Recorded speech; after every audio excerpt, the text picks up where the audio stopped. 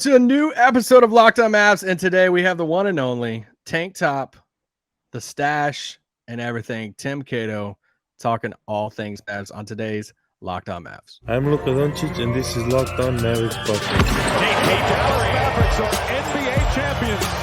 Bang! Bang! It's good, and the Mavericks have won the game. If you don't believe, you shouldn't be here.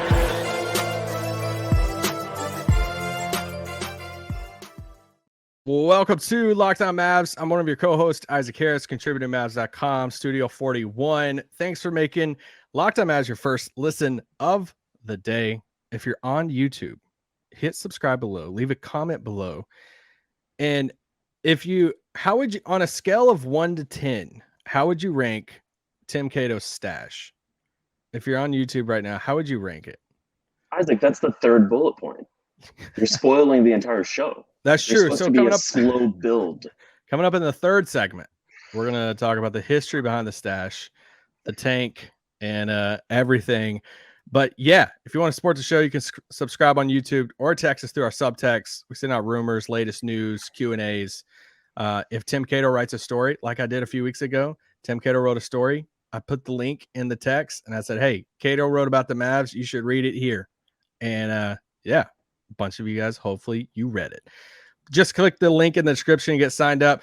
Tim, is the Mavs offseason like how is your offseason going? Is your offseason done? Is the Mavs offseason done? Or are you just waiting on the Mavs too? Or I'm actually in the midst of a couple busy weeks, but as far as I know, it has nothing to do with the Mavs. I'm just working on some features and working ahead on some stuff. And I'll put it this way: I feel comfortable taking some vacation mid-August into late August, and I would probably feel comfortable taking some vacation next week if I wasn't wrapping some stuff up. Okay. Well, for Mavs fans who want to hear that the Mavericks are about to make a trade, that doesn't make them feel too happy. How is Vegas for you? It's exhausting, and it's not exhausting. I mean, it's exhausting in a lot of ways, but it's really exhausting. Like I've gotten journalism. You got to get pretty good at extroversion.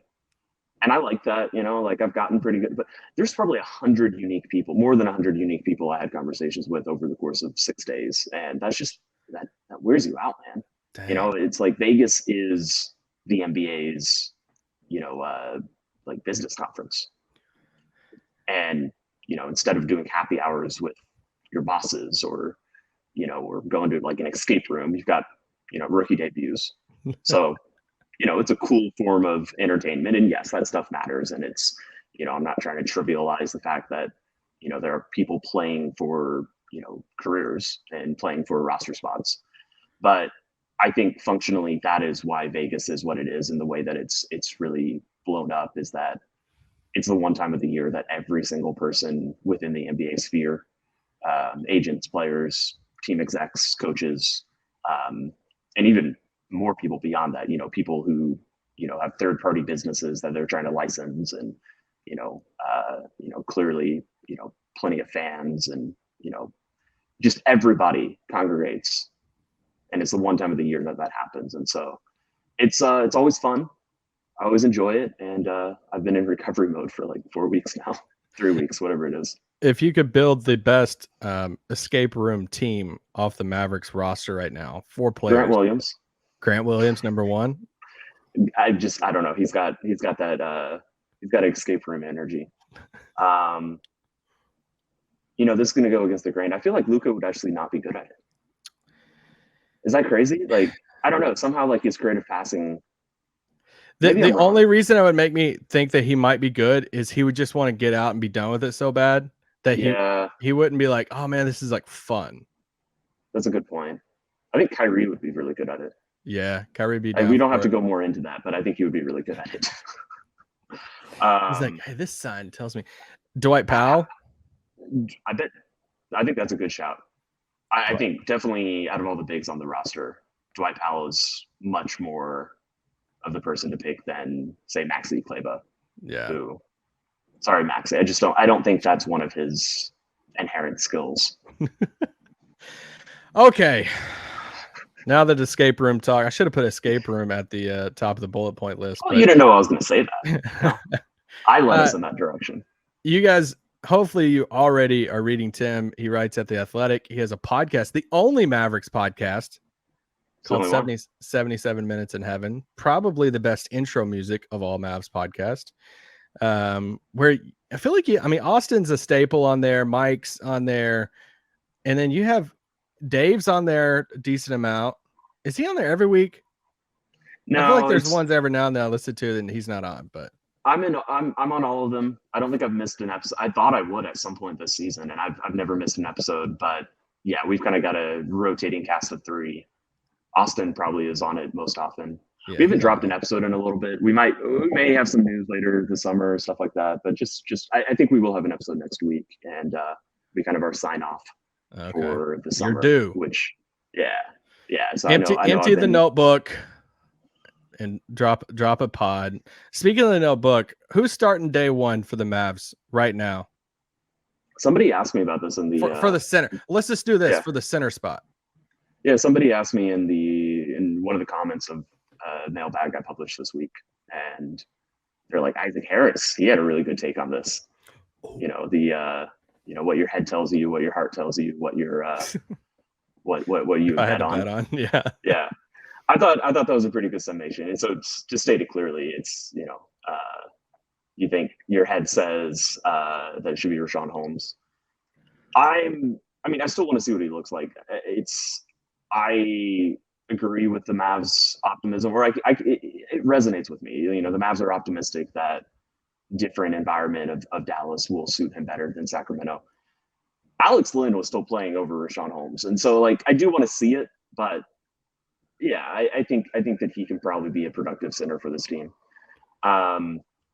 Derek Lively, I do think it's going to take some time. That's my best guess. I am coming around on a lot of people. I know Austin Guria wrote about it for D Magazine. He has a lot of optimism that Derek Lively is going to be what the team is looking for in probably sooner than later. And I liked what I saw in Summer League. I don't think that he's in the rotation to start the year. Dwight Powell's probably going to be the starter. That seems likeliest. If I'm the Mavericks, and I know there's been reporting, and I've kind of said similar things, but Mark Stein has talked about how they would love to reunite or re-engage with some of these trades that they opened the summer discussing. And one such trade would be Atlanta and Clint Capela. I don't think that's not the direction I would go at this point. Oh, really? You wouldn't go for Capela at all? How much does it move the needle? He's not making them a title contender, right? I mean, I guess it comes down to how far of the gap between Dwight Powell and Clint Capela there is. And I think there's a decent sized gap. I think there's a decent sized gap, but I don't think that he's going to be the third best player on the team. Who's the third best player on the Mavericks right now? Grant Williams. I think it is too, or it's Josh Green taking a leap, or maybe it would be Clint Capela if they traded for him. Yeah. And I think the Mavericks had a really good offseason, and I don't think that any team whose third best player is Grant Williams or Josh Green or Clint Capela is a title contender. And so I would not, if I'm the Mavericks, give up any assets, any pieces of value to go get a center who's turning 30 next season and who isn't part of the long-term, even like 3-year vision. I'm not sure that Clint Capela would be starting 3 years from now. I mean, certainly not. They drafted Derek Lively to hopefully be that guy. Yeah. And so I don't think that I would give up any pieces of value to go get a center upgrade, but not a status in the NBA upgrade. Not enough of one. And especially when the Mavericks are next summer, they actually have a decent haul that they could trade, that they could use to go, probably not a mega superstar, but they finally have, players, prospects, picks. Next summer, they're going to have 3 first-rounders they could trade unprotected. I wouldn't mess that up at all just to go get a upgrade, but not enough of one at the center position. All right, let's take a quick break, and we'll come back. I have one more Capela question, and then we'll keep going. But first, let me tell you about our friends at FanDuel, because this show is brought to you by FanDuel. Let's look at some odds on the FanDuel Sportsbook on FanDuel.com. Let's look at some NFL odds. Super Bowl, just outright betting for the Super Bowl this coming season. You got the Chiefs at plus 600. Philadelphia Eagles plus 800. Try to say Philly and Philadelphia. It didn't work out. Buffalo, Cincinnati, San Francisco, and your Dallas Cowboys at plus 1,400. If I'm not mistaken, Slovenia plus 1,400 for the World Cup, FIBA World Cup, Dallas Cowboys plus 1,400 for Super Bowl. Bam. That looks like a combo for everybody to cash in on right there. Take your first swing on FanDuel. Get 10 times your first bet amount in bonus bets up to $200. That's right. Just bet $20 and you'll land $200 in bonus bets, win or lose. All on an app that's safe, secure, and super easy to use. Plus, when you win, you get paid instantly. So sign up today. Visit FanDuel.com/lockedon to get $200 in bonus bets. That's FanDuel.com/lockedon. FanDuel, official partner of Major League Baseball. All right. So how real has the Capela talks been? Has this just been a people connecting the dots and like, hey, it makes sense if he went to Dallas, or has this been like real negotiation type stuff? My best understanding of it, and it's as much as people are willing to say, and often it's fractions of what's actually happening. But I think they started the offseason. One of the first things they were doing. I can't tell you it's the exact first phone call they made or anything like that, but I do think that very early on in the offseason they talked to Atlanta, and Atlanta had far too steep of a price on Clint Capela for Dallas to be interested. And so, the one scenario where it would make sense is if it becomes like a pure salary dump, just for a second rounder. I mean, I guess, sure. Yeah. At that point, it's just talent upgrade. But yeah, I think that the Atlanta Dallas talks were stuff that happened very early on, and then they cooled off completely because Dallas just wasn't interested in what Atlanta was asking, what they wanted back from a deal like that. And whether they were to, whether they reignite at some point, and my guess is probably closer to training camp than, today, right now. I think it'd be much further down the line. I could be wrong about that. It's just my impression, but yeah, I think they started, they cooled off, and now we're just kind of in this, both sides have some interest. I'm sure Dallas still has some interest. But I think that's where we're at. You reported on The Athletic in one of your written pieces lately about the talks with Detroit. What was the mindset for Dallas behind those trade talks? Yeah, I heard that all around Vegas. That was a very Vegas sort of thing I got, by nature of kind of being there and around people and talking. Could you remind people that teams. framework again? Sorry. My understanding, it was Bojan Bogdanovic and Killian Hayes was discussed, and it would have been Tim Hardaway Jr. and Josh Green. Not Josh Green. Sorry. JaVale McGee going back. I'm speculating here. I think that it might have been a situation where it would have been directly tied to the Grant Williams sign and trade.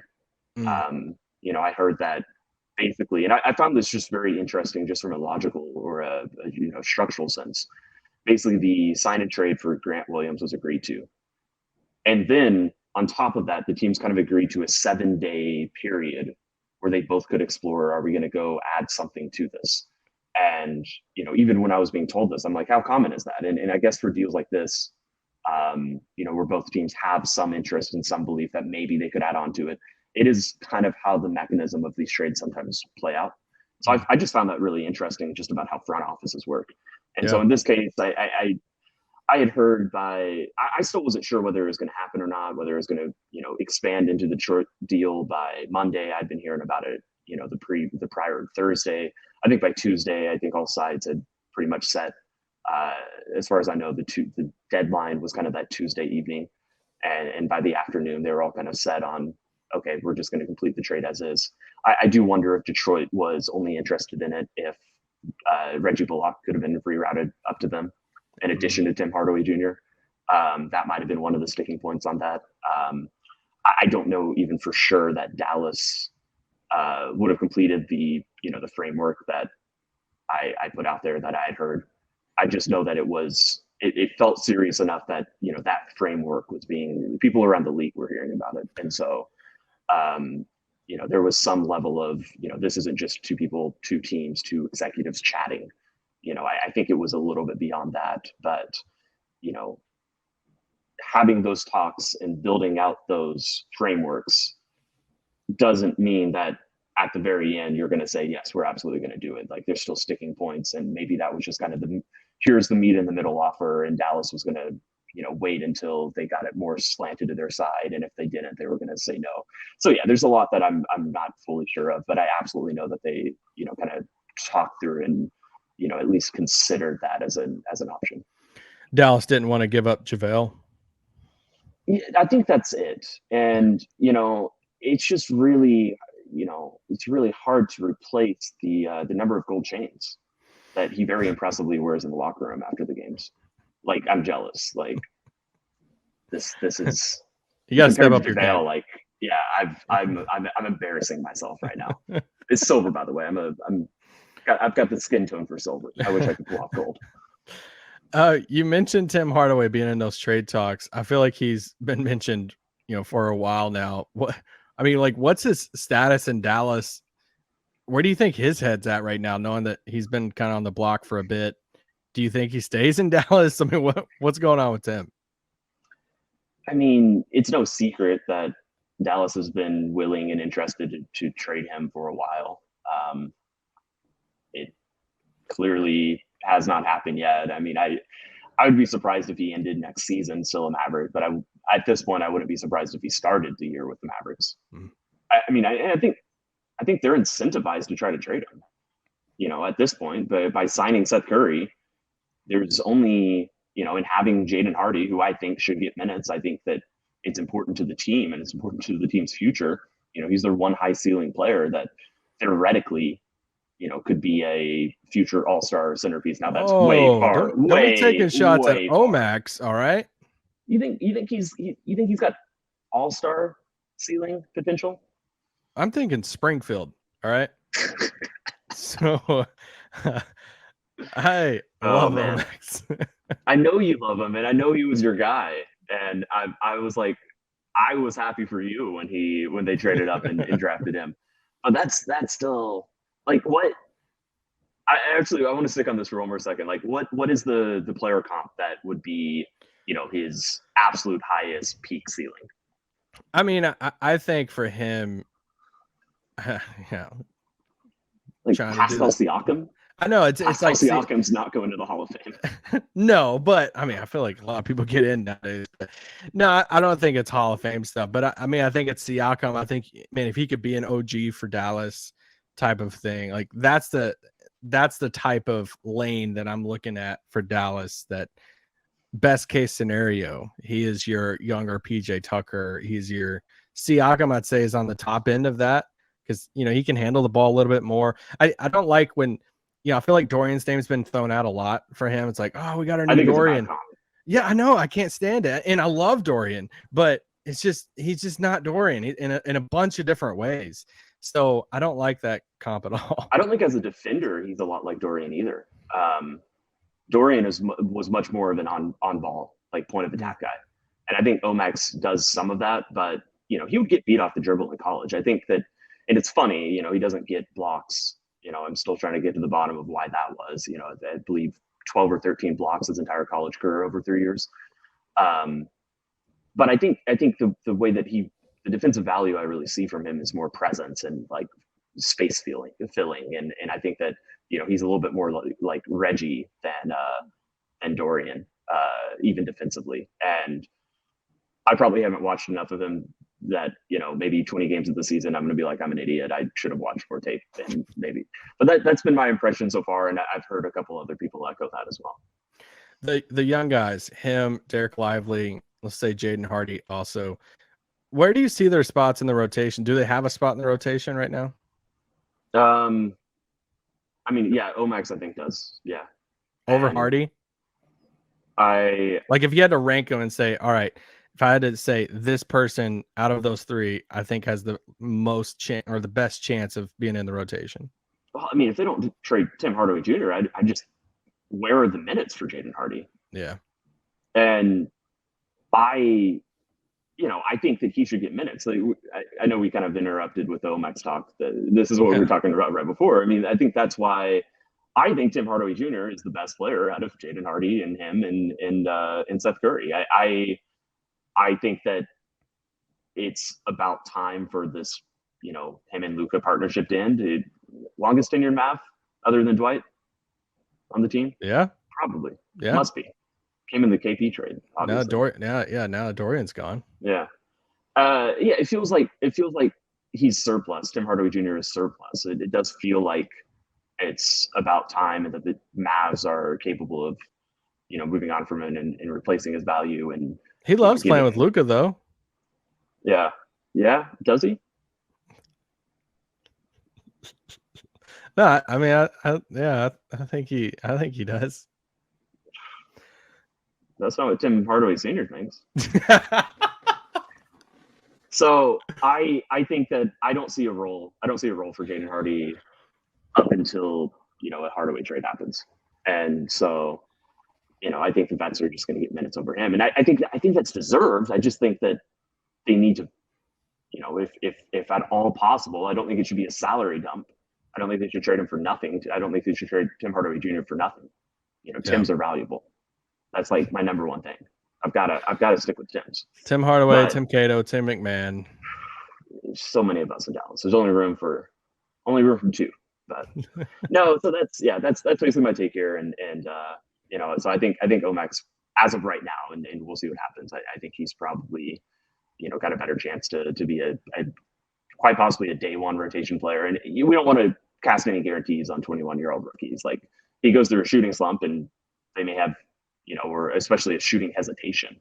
They may have, no choice but to give him a few games on the bench, but, they don't have big wings. They need somebody beyond Grant Williams to, offer that type of defensive presence. And, Josh Green he doesn't guard up. And so they need a player like OMax as the roster is constructed right now to play minutes for them. So I do think that he's likeliest of the three. And then we'll see how Derek Lively, the third guy here, we'll see how he comes along over the first half of the season. And, I think the optimists might be right that he really pushes his way in, but I do think that it will take a little bit of seasoning and development and quite possibly in the G League for that to happen. I'm ready for Mavs Twitter to riot over when Seth plays more than Hardy and Dwight plays more than Lively. Twitter might melt down. All right, let's take another quick break and then we'll be back. And I have have a Christian Wood question for Tim Cato.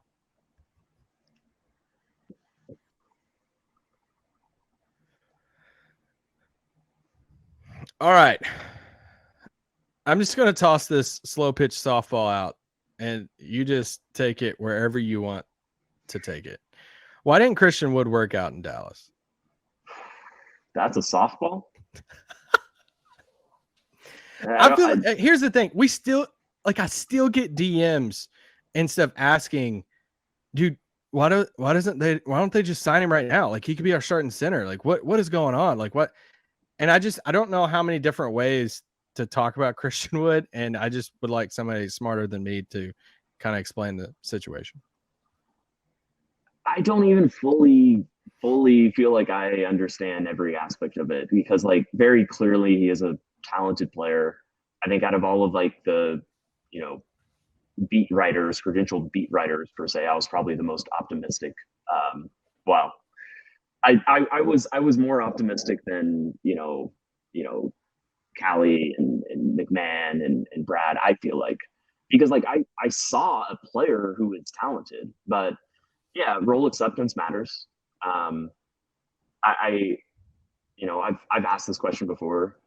Maybe at some point I'll write a story about it, but like, how many players could have been Dwight Powell, but wanted to be more? And, I think that sort of idea of role acceptance and willingness to, not reach beyond what actually helps your team win is a lot of the Christian Wood story.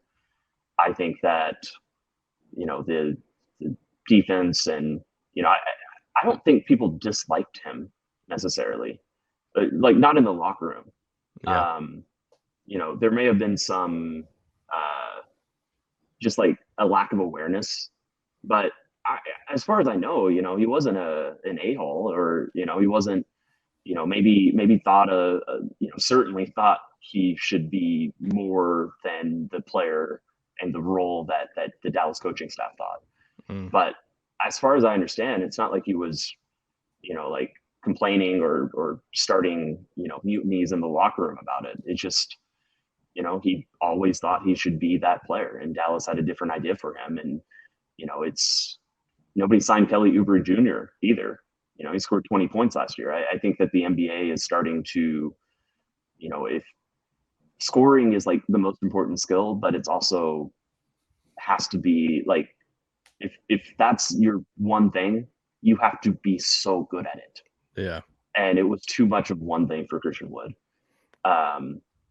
Certainly the way he viewed himself at least. And so I don't know, that's my best swing at it. It's, cause like, I remember starting off the year with,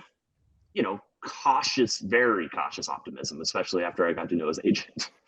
I was gonna say your DMs were probably pretty not cautious. But I went in to the season trying to give him a with an open mind and blank slate about what this player could be. And I remember very early on, I described some of his drives as like almost Giannis-esque.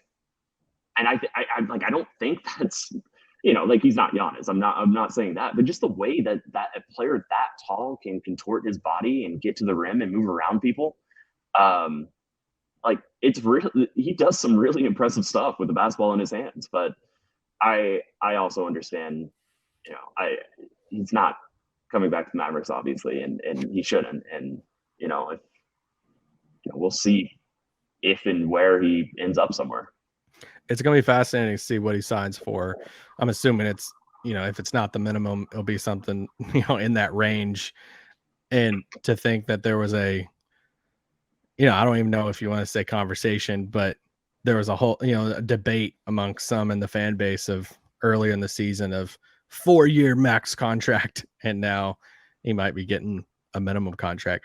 Somebody asked me this the other day, Mavs fan wrote in and asked, and I was going to toss it to you. Is Jason Kidd on the hot seat this year? I know I wouldn't call it that at all, really. I wrote about this in a mailbag a few, and it might have been before even the draft, but I remember writing about this, and it's just like, yeah, they're committed to him, and I do think that they wanted to hire Frank Vogel, and they certainly they've kind of filled out. It seems like they filled out the staff. Maybe one more hiring coming for the coaching staff, but I didn't view that as like, if they had hired Frank Vogel, I didn't view that as a move where they have the next person up.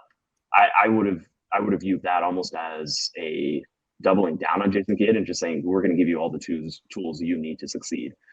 And I don't think he had a good coaching season last year. I think objectively, can we be objective about this? I feel like it's pretty objective that he did not, help the Mavericks in the margins of winning games. But, he was hired to be someone who could, get through to Luka. And I'm not sure he fully did, but I'm not sure anybody could have last season. If there is somebody to do it, I do think that he probably has a better chance than most, just given his pedigree and, given the way that he does have a proven track record of getting superstars to like him. So yeah, I wouldn't call it a hot seat. And look, I mean, if they, last season was the first time that Luka probably felt like his franchise felt. I don't think he felt like that any of the first 4 seasons. If there is another failure coming and they have to make a really drastic move to, as a, hey, Luka, we're doing whatever for you. I mean, the coaching change is an obvious one. That is, a very common thing around the league. And so, this is not to say that they don't believe in Jason Kidd. Very clearly they do. But, on the flip side, that is kind of another thing in the future that is available to them if things start to get less than great around here, or continue to be less than great, I should probably say. Continue. All right, last thing I want to ask you about is Josh Green. When I think about players next year that, man, how much they will impact the team if they're at their best, I think of somebody like Josh Green, because they don't really have a ton of guys who can guard the point of attack, that can guard the other point guard. And it's like, all right, after Josh Green, are we looking at Dante Exum? I mean, I listened to the Grant Williams, pods he did with JJ Redick, Tommy Alter, and Theo Pinson, and Grant was on one of those saying, yeah, my biggest weakness is guarding quicker guards. And he's like, he's trying to get better at it. That's not really what Dallas has signed him for.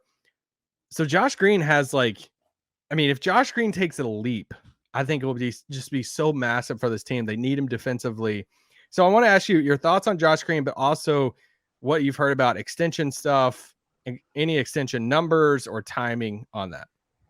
I unfortunately have not heard anything about that. I expected to get done, but that's just because it seems logical. It seems like an obvious thing to happen.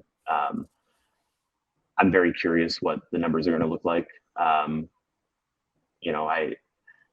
guess if they let it go into the season, I'm not like, how much money could Josh Green really make? I know. I have no clue. I honestly have no clue.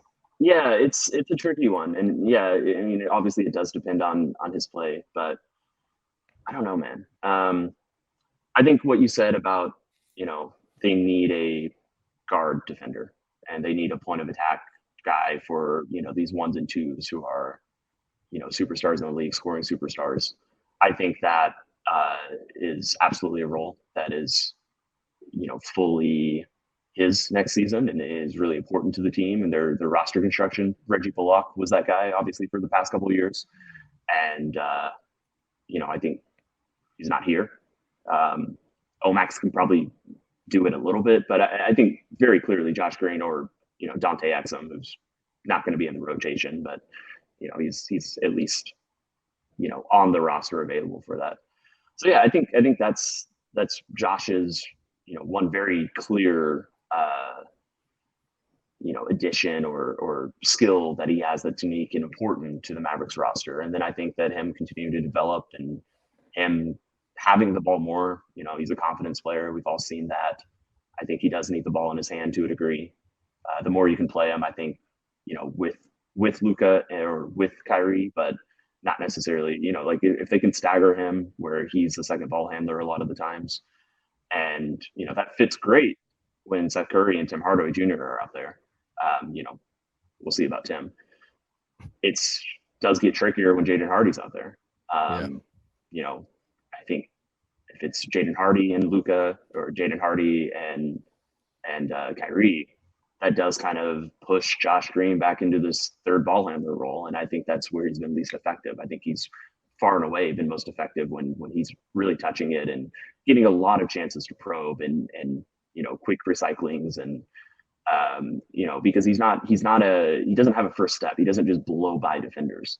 He's better when he has a lot of chances to kind of look for the defense breaking pass.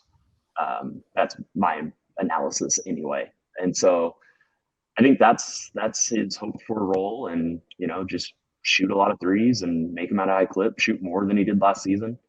And they need him out there for defense for sure. And so I think how he goes next season probably does have a lot of bearing on how the season overall goes. Well, Tim, your mustache looks awesome. Continue. I can't wait to see it at training camp when it's just, it's going to be. It might just be a summer look. We'll have to see. Okay. All right. We'll have to see. Media day, you're walking in with just a stash, then I'll be so happy. All right, Tim. I'll try to keep it around at least till then, just for you, Isaac. Tim, remind people how often you're doing Q&As on The Athletic and when the pot. Well, you say you're due for a new episode, but you don't know. Yeah, I think we'll have a pod next week. I'll have another mailbag installment on Monday, and then it's a time of year where things are not super regular, and so just keep an eye out and follow me on Twitter, do all those things, and so. All right. Well, Tim, appreciate you. Talk to you soon, and yeah, have fun this summer. Not too much fun, but fun. An appropriate amount of fun.